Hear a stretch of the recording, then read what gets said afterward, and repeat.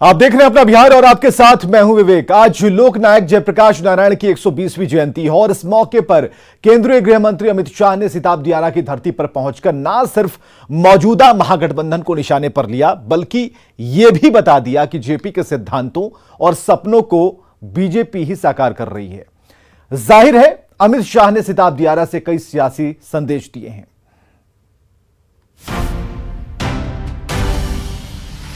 जय प्रकाश, जेपी, जय प्रकाश। जेपी की जयंती पर गृह मंत्री अमित शाह ने उनके गांव सिताब दियारा में 14 फीट की आदमकद प्रतिमा का अनावरण किया और बताया कि जेपी की मूर्ति लगाना प्रधानमंत्री नरेंद्र मोदी का प्रण था, जो उनकी जयंती पर पूरा हुआ। मित्रों, यहाँ पर ये जो अभी आदमकद से भी ऊंची मूर्ति जयप्रकाश की लगाई गई है, ये मूर्ति लगाने का प्रण हमारे देश के प्रधानमंत्री जी ने कैबिनेट के अंदर, भारत सरकार की कैबिनेट के अंदर एक प्रस्ताव कर किया था।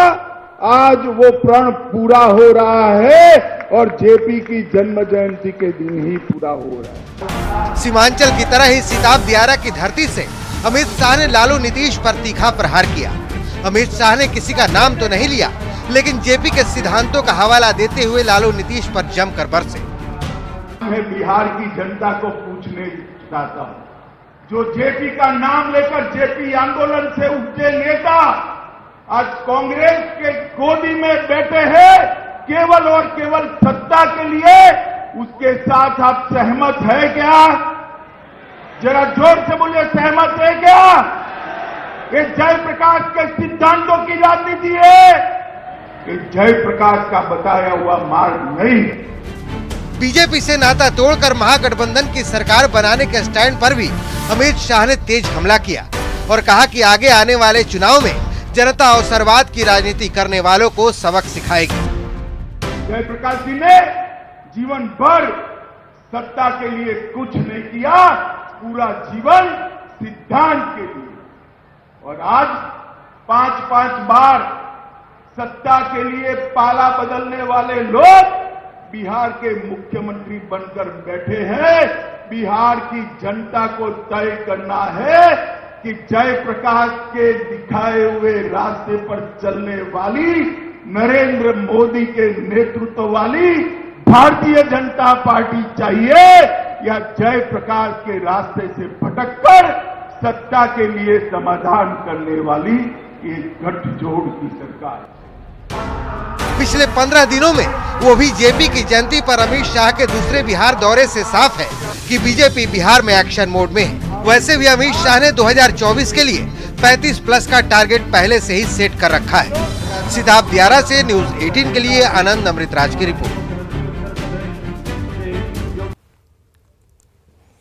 और इधर पटना में भी बापू सभागार में जेपी की जयंती श्रद्धांजलि सभा आयोजित की गई, जिसमें नागालैंड से लौटने के बाद मुख्यमंत्री नीतीश कुमार शामिल हुए और जेपी को नमन किया।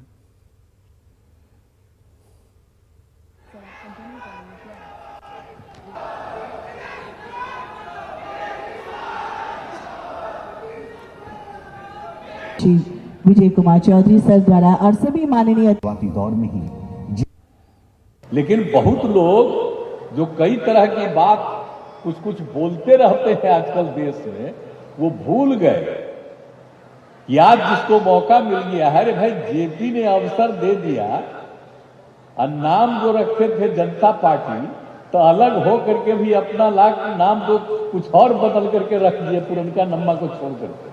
तो आज तरह तरह की बात लोग करते रहते हैं, सब छोड़ दीजिए, उन लोगों को क्या मतलब है। अरे जेपी का जो विचार था और जो था वो तो समाजवादी विचार है ना जी, और देश को एक करने का ना, समाज के हर तबके को एक साथ रखने का, किसी के खिलाफ नहीं, समाज के हर तबके को एक साथ जोड़ना। हिंदू मुस्लिम कोई भी कम्युनिटी का हो, सिख ईसाई कोई भी हो, सब लोग मिल करके चले, ये सब जेपी का विचार था। तो आजकल तो लोग देख न रहे हैं कि आपस में झगड़ा कितना लगवा रहे हैं, इस देश में कोशिश कर रहे हैं। तो याद रखिए और बहुत लोग जेपी का नाम ले करके गलत जगह पर चले गए। तो जेपी की जयंती के मौके पर बिहार के सीएम नीतीश कुमार नागालैंड में दीमापुर पहुंचे और सीएम नीतीश कुमार जेपी जयंती पर आयोजित समारोह में शामिल हुए। सीएम ने जेपी को श्रद्धांजलि दी और साथ ही उन्हें नमन किया, उनके योगदान को याद किया। सीएम यहां पारंपरिक पोशाक में नजर आए। सीएम के साथ जेडीयू के राष्ट्रीय अध्यक्ष ललन सिंह और जल संसाधन मंत्री संजय झा मौजूद रहे।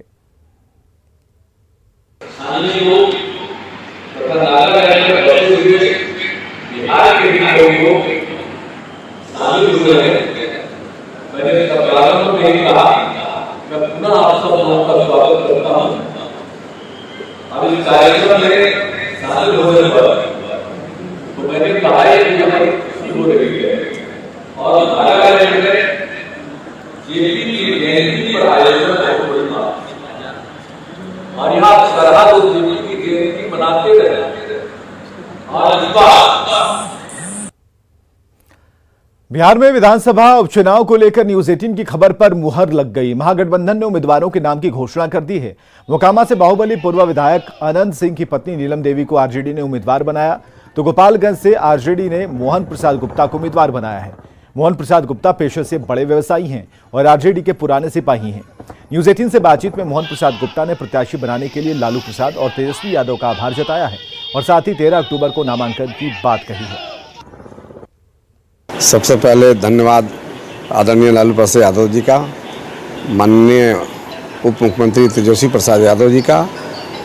आप सबों ने हम पर भरोसा जताया है और हमें आशीर्वाद और प्रेम स्नेह दिया है। मैं कोशिश करूंगा कि आपके इस चुनाव मैदान में आपके ये मैं खड़ा उतरूँ। नामांकन कब करेंगे? नामांकन हमने 13 तारीख को करना है और दिन गुरुवार है, दिन के 11 बजे का। एजेंडा क्या होगा आपका चुनाव? मेरा एजेंडा सबसे जरूरी है, विकास नाम का कोई चीज़ नहीं हुआ। आज 15 साल से हमारा गोपालगंज जिला विकास के लिए तरस गया है, कुछ दिखता नहीं है और जब दिखता नहीं है तो बिकता नहीं है। तो हम अपना जो मेरा जो विजन है, मेरा जो सोच है, मैंने जो सोच के रखा है कि क्या क्या कमियां हैं उस सब को हम पूरा करने का काम करेंगे। मोकामा सीट से अनंत सिंह की पत्नी नीलम देवी को आरजेडी ने अपना उम्मीदवार बनाया है। नीलम देवी ने भी जीत को लेकर दावा किया है। नीलम देवी से बात की अमित कुमार ने। मौजूद है नीलम देवी, बात करते हैं। नीलम जी, आरजेडी से उम्मीदवार बनी हैं, क्या है जीत पूरी होगी? पूरा एकदम जनता का आशीर्वाद है और समर्थन है भरपूर। कहीं कोई कमल खिलवे नहीं करेगा। मोकामा में कोई कीचड़ नहीं है। 17 साल से विधायक जी सारे मोकामा को कीचड़ के उठाकर फेंक दिए हैं और जो बचा खुचा है उसको जनता के आशीर्वाद से हम साफ कर देंगे। अनंत सिंह की दाग को कैसे धोएंगे आप? अनंत सिंह की दाग को कैसे धोएंगे? कोई दाग नहीं है, वो न्यायालय की काम है। न्यायालय ने उन्हें दोषी माना, न्यायालय ने दोषी माना और इस कारण से उनकी सदस्यता खत्म हुई थी। नीलम जी, नीलम जी, सब न्यायालय का चीज है, न्यायालय में चल रहा है। देखिए, ये नीलम देवी हैं, सीधे तौर पे कह रही हैं कि मोकामा से इनकी जीत पक्की होगी और जो दाग लगे हैं अनंत सिंह पे वो न्यायालय में है। न्यायालय ने जो भी सजा मुकर्रर की है वो न्यायालय से ही धुलेंगे। अमित कुमार, न्यूज 18 पटना। और खबर आ रही है छपरा से, जहां सड़क हादसे में 3 की मौत हो गई। पुलिस बस ने बाइक को टक्कर मारी और हादसे के बाद बस में आग लग गई। जान बचाकर भागे हैं पुलिसकर्मी। सिताब दियारा में केंद्रीय मंत्री अमित शाह के कार्यक्रम से लौट रहे थे, तभी यह हादसा हो गया और बताया जा रहा है कि पुलिस बस थी, बाइक से टकराने के बाद आग लग गई बस में और पुलिसकर्मी जो अंदर सवार थे, जो कि अमित शाह के कार्यक्रम से लौट रहे थे, जान बचाकर भागे हैं। ये तस्वीरें हम आपको दिखा रहे हैं।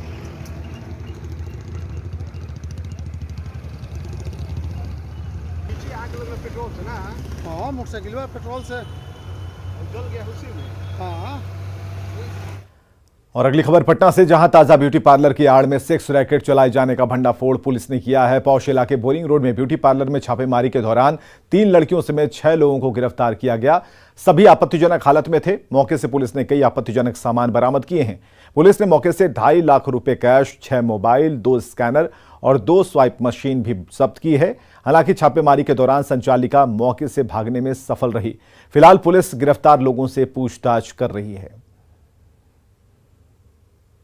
राजधानी पटना में ब्यूटी पार्लर और मसाज सेंटर के नाम पर सेक्स रैकेट का धंधा चल रहा था। एसकेपुरी थाने की पुलिस ने इसका खुलासा किया है और यही वो सेंटर है जहां पर इस वक्त की तस्वीर हम आपको दिखा पा रहे हैं। फिलहाल पुलिस ने इसको बंद कर दिया है, सील कर दिया है इसको, और निश्चित तौर पर एक चौंकाने वाला खुलासा, चूँकि ये जो इलाका है ये बोरिंग रोड का पॉश इलाका है। ठीक बगल में ये बोरिंग रोड की जो सड़क है ये हम आपको दिखा पा रहे हैं। देखिए ये बोरिंग रोड की सड़क है, हर वक्त गाड़ियों की आवाजाही यहाँ बनी रहती है और बगल में ही एसकेपुरी थाना है और थाने को सूचना मिली, उसके बाद पुलिस ने यहाँ रेड किया।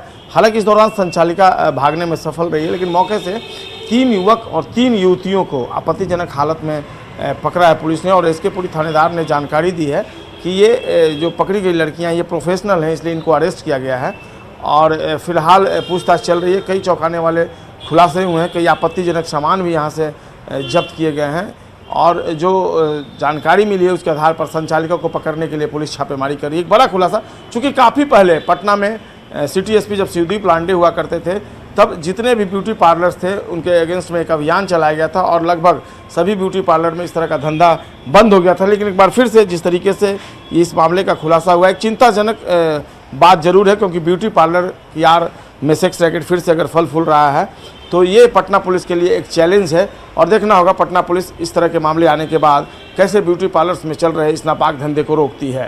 कैमरा पर्सन दीपक के साथ संजय कुमार, न्यूज़ 18 पटना। और खबर है सहरसा से, जहां प्रधान डाकघर में सुरक्षा गार्ड और डाकघर के एक एजेंट के बीच तीखी नोकझोंक हो गई, हाथापाई तक की नौबत आ गई। प्रधान डाकघर के एजेंट यानी अभिकर्ता विमल गुप्ता फिक्स्ड डिपॉजिट के हिसाब को लेकर डाकघर पहुंचे थे, जहां तैनात सुरक्षा गार्ड ने उन्हें अंदर आने से रोका। इसके बाद दोनों के बीच तू-तू मैं हुई और फिर हाथापाई की नौबत आ गई। अभिकर्ता का आरोप है कि गार्ड ने उनके साथ दुर्व्यवहार किया है, जबकि वे हर दिन डाकघर में अपने ग्राहकों के हिसाब को लेकर आते हैं। वहीं गार्ड ने सफाई में कहा कि डाकघर में भीड़ ज्यादा होने के कारण पहचानने में भूल हो गई थी।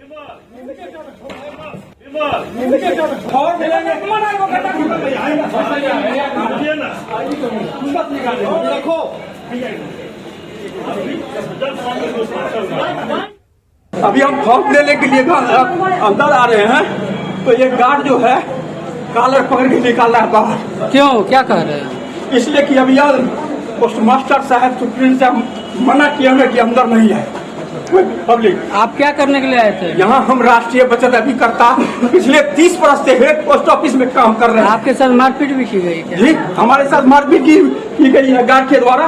पाही के साथ हाथापाई कर रोकने पर जाम है, अभी मत जाइए। 30 वर्ष से काम कर रहे हैं। किस बात से रोके आप?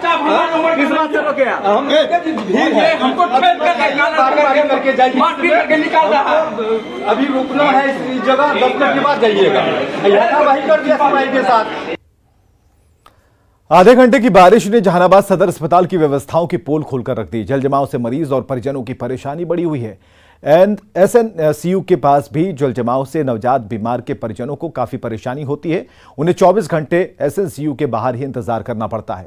कई दिनों से पानी जमा रहने की वजह से अक्सर बदबू फैली रहती है। एक्सरे और सिटी स्कैन सेंटर तक में जाने में दिक्कत होती है। मरीज और परिजनों को पानी में उतरकर वार्ड तक पहुंचने की मजबूरी है।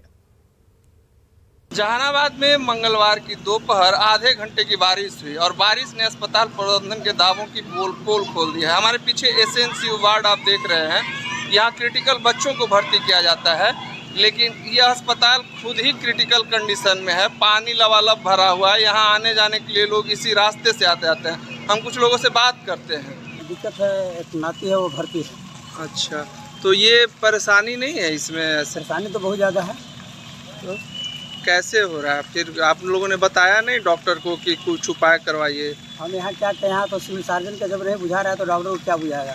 तो खुद उनके ही देखना चाहिए था। स्थिति है और हमें यहाँ से बायोमेट्रिक लगाने की जरूरत जाना पड़ता है। अच्छा, इधर आ रहे हैं।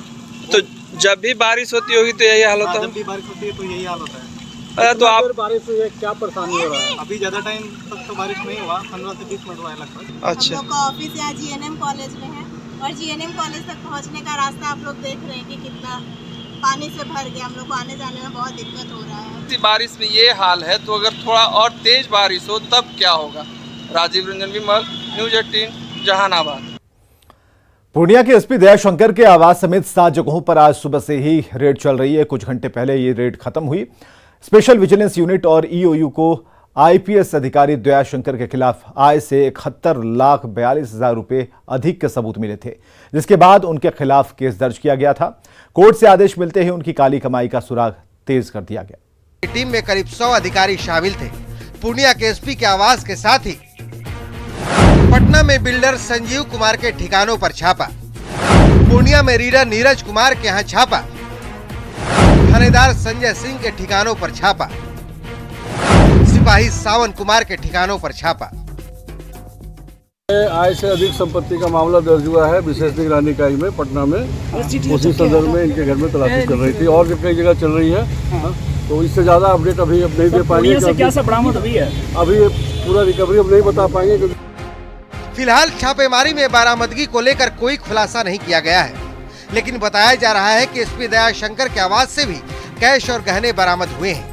इसके अलावा सदर थाना अध्यक्ष संजय कुमार सिंह के आवास और थाने के आवास से 14 लाख रुपए और कीमती गहने बरामद होने की खबर है। जो छापेमारी अब तक हुई है उसमें इस बात का खुलासा हुआ कि कई बेनामी संपत्ति इन्होंने अर्जित की है। इस बात की जानकारी स्पेशल विजिलेंस यूनिट के अधिकारियों ने न्यूज़ 18 पर चल रही है। और देखना होगा जब संपत्ति पूरी खंगाल ली जाती है तो आय से अधिक कुल कितनी संपत्ति मिलती है। लेकिन इस कार्रवाई ने बिहार के पुलिस महकमे में खलबली मचा दी है। आज सुबह पूर्णिया के एसपी के घर और दफ्तर पर आर्थिक अपराध की शाखा और निगरानी विभाग की ओर से एक साथ छापेमारी की गई थी, जिसके बाद पुलिस महकमे में खलबली मच गई। क्या बरामद हुआ है ये खुलकर सामने नहीं आया है, लेकिन 7 घंटे तक ये छापामारी चली और अब छापामारी अभियान समाप्त हो चुकी है। अभी यहाँ से पूरी टीम रवाना हो चुकी है। कुमार प्रवीण, न्यूज़ 18 पूर्णिया। आपको बता दें कि दयाशंकर 2016 बैच के आईपीएस अफसर हैं। वो बिहार के कई जिले में एसपी रहे हैं। इनका पदस्थापन विवादित भी रहा है और लगातार भ्रष्टाचार की शिकायतें मिलती रही हैं। एसवीयू में मिल रही शिकायत के बाद एडीजी नैयर हसनैन खान ने एक जांच टीम का गठन किया। जांच में ये पुष्टि हुई कि आईपीएस दयाशंकर ने कई चल अचल संपत्ति बनाई है। बताया जाता है कि पूर्णिया के एसपी पद पर रहते दयाशंकर के लिए पैसों की उगाही थानेदार संजय सिंह किया करता था। ऐसे में कार्रवाई से एक बात साफ है कि बिहार में भ्रष्टाचार चरम पर है। कानून के रक्षक ही भ्रष्ट है, भ्रष्टाचार पर जीरो टॉलरेंस फेल है। न्यूज़ 18 के लिए पूर्णिया से कुमार प्रवीण के साथ पटना से संजय कुमार की रिपोर्ट। बिहार में शिक्षकों की बहाली नहीं होने से सरकारी स्कूलों में एक तरह से भगवान भरोसे पढ़ाई हो रही है। राजधानी पटना के प्राथमिक विद्यालय जगजीवन नगर में कहने के लिए कक्षा 5 तक की पढ़ाई होती है और सभी क्लास के बच्चे पढ़ने भी आते हैं, लेकिन पढ़ाने वाली शिक्षिका महज एक है। न्यूज़ 18 की टीम जब इस स्कूल में पहुंची तो शिक्षिका शिखा कुमारी एक ही ब्लैक बोर्ड पर सभी क्लास के बच्चों को पढ़ाई करवाती नजर आई। यानी एक ही कमरे में एक ही ब्लैक बोर्ड पर एक ही शिक्षक जुगाड़ के सहारे पढ़ाई करवा रही थी। जायजा लिया रजनीश कुमार ने। सर्व शिक्षा अभियान का नारा है, घर में खुशियां लाना है तो हर बच्चों को पढ़ाना है। जाहिर है बच्चे स्कूल आते भी हैं, लेकिन सही ढंग से पढ़ाई करें तो कैसे करें, क्योंकि स्कूलों में वर्षों से जो है शिक्षकों की संख्या नहीं के बराबर है। राजधानी पटना के प्राथमिक विद्यालय जगजीवन नगर की अगर बात करेंगे तो यहाँ पर कहने के लिए 2-2 शिक्षक हैं, लेकिन एक शिक्षक अगर छुट्टी पर चली जाती हैं तो उसके बाद एक ही शिक्षक के सहारे पूरा स्कूल होता है। अभी जो वर्तमान स्थिति है आपको हम दिखा पा रहे हैं कि देखिए क्लास 1 से लेकर 5वीं तक के बच्चे जो हैं यहाँ मौजूद हैं, लेकिन पढ़ाने के लिए महज एक शिक्षक हैं। कुल मिलाकर ये कहें कि जुगाड़ के सहारे जो है सरकारी स्कूल में पढ़ाई करवाई जा रही है। जो शिक्षिका हैं यहाँ पर वो मौजूद तो हैं, लेकिन किस तरह से पढ़ाई करवा रही हैं जरा देखिए। बानगी आप अभी एक ही टीचर हैं? यस सर, हम एक ही हैं अभी। यस। परेशानी होती है सर? बहुत परेशानी होती है। कई बार अकेले पूरे क्लास को हैंडल करना मुश्किल हो जाता है। पढ़ाना सबको, सब पर ध्यान देना वो भी बहुत मुश्किल हो जाता है कई बार, क्योंकि पर्टिकुलर सब बच्चे पर ध्यान देना एक टीचर के बस में नहीं है। थोड़ा सा मुश्किल तो होता ही है सर। वर्ग भी एक ही है, क्लासरूम भी एक ही है? सर एक ही क्लास है ये। अच्छा, एक ही क्लास। हाँ सर। कैसे मैनेज करती हैं? हम जो देख पा रहे हैं यहाँ पर ये जुगाड़ ही है एक तरह से। हाँ सर, ये इसी तरह से उसको डिस्ट्रीब्यूट कर देते हैं हम, फिर उसी हिसाब से बच्चों को पढ़ाते हैं। तो ये देखिए आप कि क्लास 1 के बच्चों को पढ़ा रही है और क्लास 2 भी है, क्लास 3 भी है, क्लास 4 भी है। कलर्स का मतलब होता है, क्या होता है कलर्स का मतलब? देखिए ये टीचर पढ़ाने की कोशिश लगातार कर रही हैं और 5 क्लास के बच्चे बैठे हुए हैं और एक बच्चा देखिए किस तरफ घुमा हुआ है, क्योंकि ये कहेंगे कि बच्चों तो समझाने वाला भी यहाँ पर कोई नहीं है, एक ही टीचर हैं, किस तरह से वो मैनेज करते होंगे ये समझना मुश्किल नहीं है कि आखिर सरकारी स्कूल के बच्चों के साथ कब तक मजाक होता रहेगा। रजनीश कुमार, न्यूज़ 18 पटना। और आगे देखिए जोहार झारखंड।